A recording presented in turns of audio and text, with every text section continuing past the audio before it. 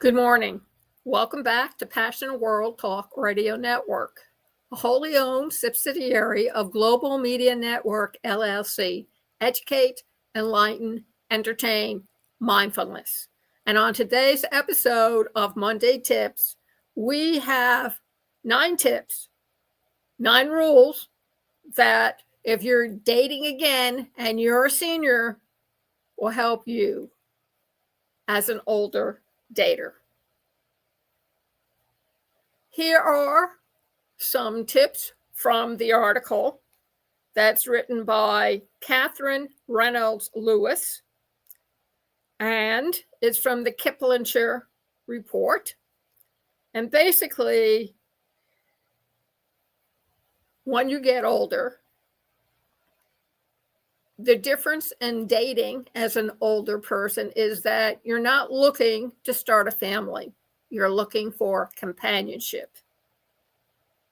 And even though there's a popular program online called The Golden Bachelor, somewhere in French Polynesia, and there's also a whole array of dating apps that can make you want to unplug and have dinner for one at your local deli.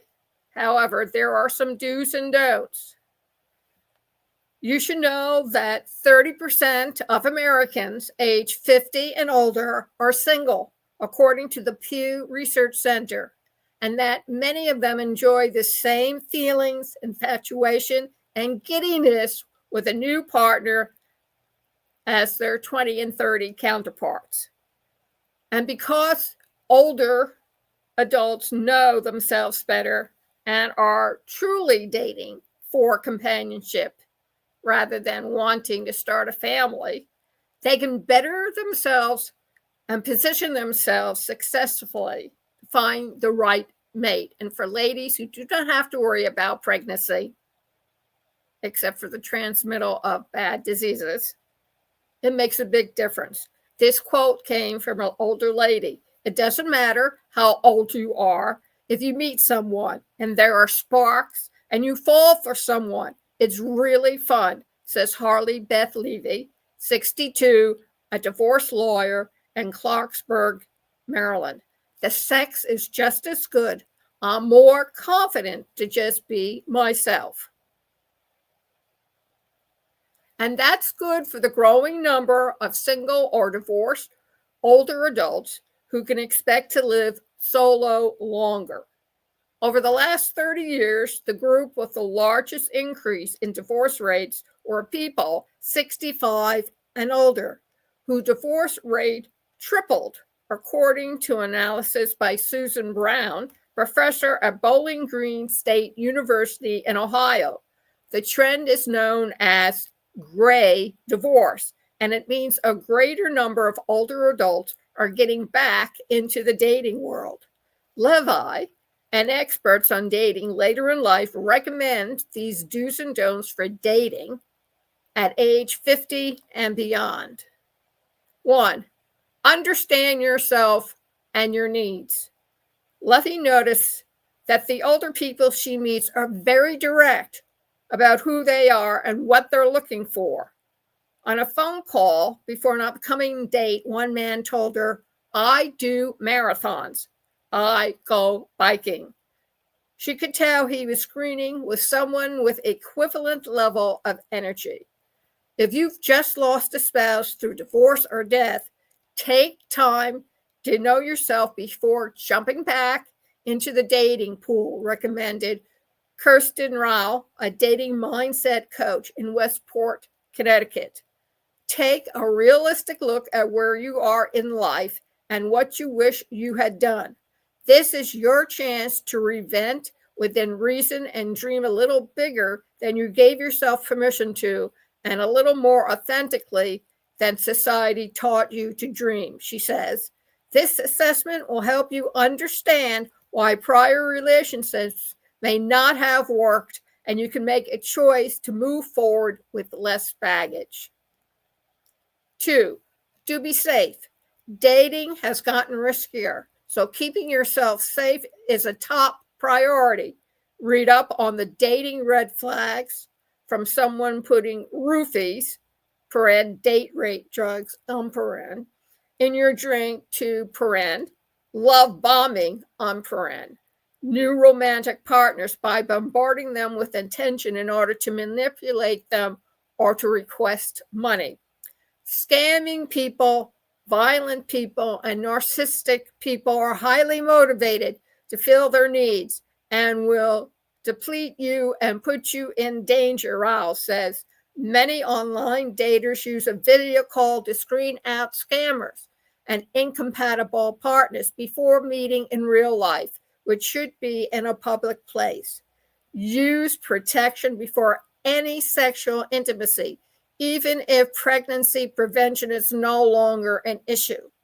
Sexually transmitted infections among adults aged 55 and older more than doubled in the U.S. from 2012 to 2022, according to the Centers for Disease Control.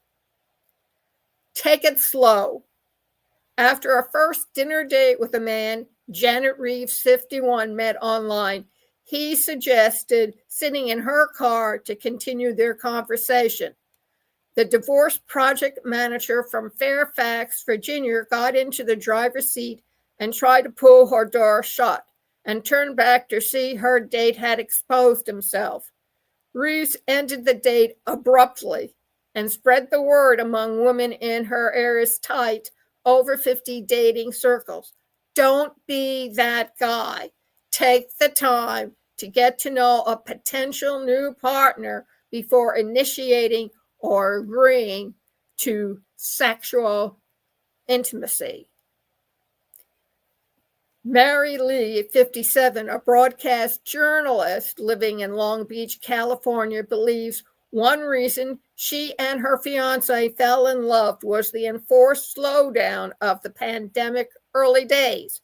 They got to know one another over long phone and video calls, and it was an honest way to get to know someone, recalls Lee, who has never been married.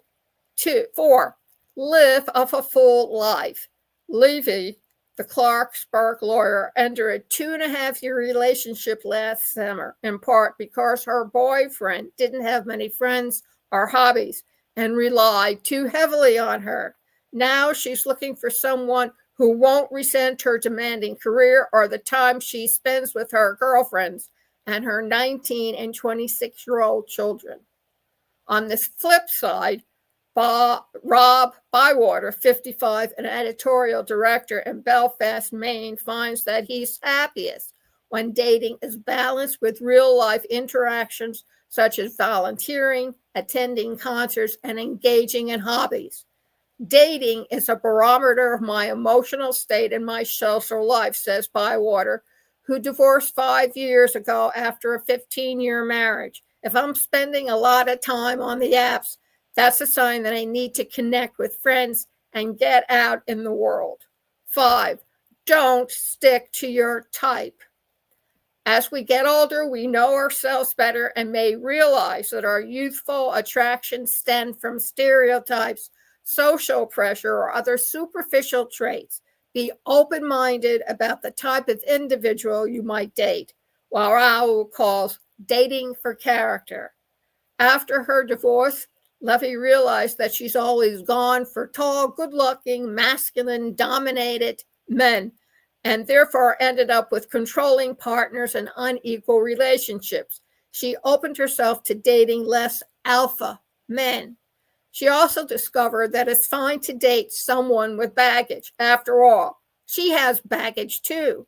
A recent date shared some challenges he experienced with his grown child, which encouraged her to be comfortable that he wouldn't judge her own parenting struggles as past dates had done. 6, don't reinforce negative narratives. When talking about your dating, it can be easy to dwell on the failures, unsolicited sexual pictures, dates who ghost you or leave you with the check, etc. This just feeds a cycle of negativity. Keep that sense of humor, that sense of grace and space, or you will lose heart and get discouraged, Ryle says. You slog through some pain and some self-doubt. All it takes is the one who is the right one. 7, don't follow outdated conventions. Older daters tend to have financial and relationship commitments and may be set in their ways after living alone for years or even decades. Don't assume you'll live together and share everything with your partner. Create the lifestyle and structure for financing, shared living, and healthcare that works for you as a couple. If you both have assets and financial commitments to grown children and grandchildren, it might make sense to keep your finances separate. Or perhaps you have one account for joint expenses and individual accounts for your separate responsibilities. Lee and her fiance have been together for more than 2 years, but are taking their time before deciding to live together or merge their finances. 8, don't overlook the importance of life stage. As much as you're dating for the individual, the stage of life can be important too. Before committing to someone, consider how your health, lifestyles, and needs will mesh and discuss them frankly. A retiree who wants to travel the world may grow impatient with a partner who's tied to a 3-week annual vacation allotment, or one who plans to attend all her grandchildren's soccer games. 9, don't juggle too many partners. While Levy first signed up for Match.com, she was overwhelmed with interest and ended up confusing different dates, hometowns, and professions in her conversations. She had to take notes and make a spreadsheet to keep them straight. It can be a little addictive, and you can be checking it every day, she warns, saying it's better not to connect with too many people simultaneously. And for those who are interested, this item first appeared in Kiplinger's Retirement Report, a popular monthly periodical that covers key concerns of affluent older Americans who are retired or preparing for retirement. So if you're interested, you may want to subscribe for Retirement Advice. That's right on the money. So thank you very much for listening to Monday Daily Tips and the 9 tips that the author suggested by Catherine, the tips that you need in order to have a more successful dating life without some of the boo-boos and the trip-ups that the younger generation always seems to hit the same time. Thank you very much for listening. This program is sponsored by Conscious Research Solutions. Check us out at passionateworldtalkradio.com/research made simple blog. Read all the pain points and then how to deal with them. And then if you're still interested in doing research or finding somebody to do it for you, please go over to passionateworldtalkradio.com and sign up for a 10 to 15 minute free consultation. The form is right there. Also brought to you by Flipping Out, How to Train Your Human, a satiric tongue-in-cheek guide, either chapter by chapter or by the whole enchilada, over at passionateworldtalkradio.com/epic envision XR, where you can sign up again, either chapter by chapter or for the full book. That's right now at 10 chapters, but will be added on with videos and audios. And also, if you ever wanted to learn how to write satire, whether in fiction or nonfiction, sign up and then go over to our payment page, passionateworldtalkradio.com/epic truths, EPOCH, truths, TRUTHS, PayPal or Stripe, QR code, or pay directly to PWR Network LLC at gmail.com. And if you want to continue to hear the truth, the whole truth, and nothing but the truth, please consider making a donation to an all-woman-owned, operated internet talk radio station for 20 years. PassionateWorldTalkRadio.com/donation. Thank you very much and have an awesome morning.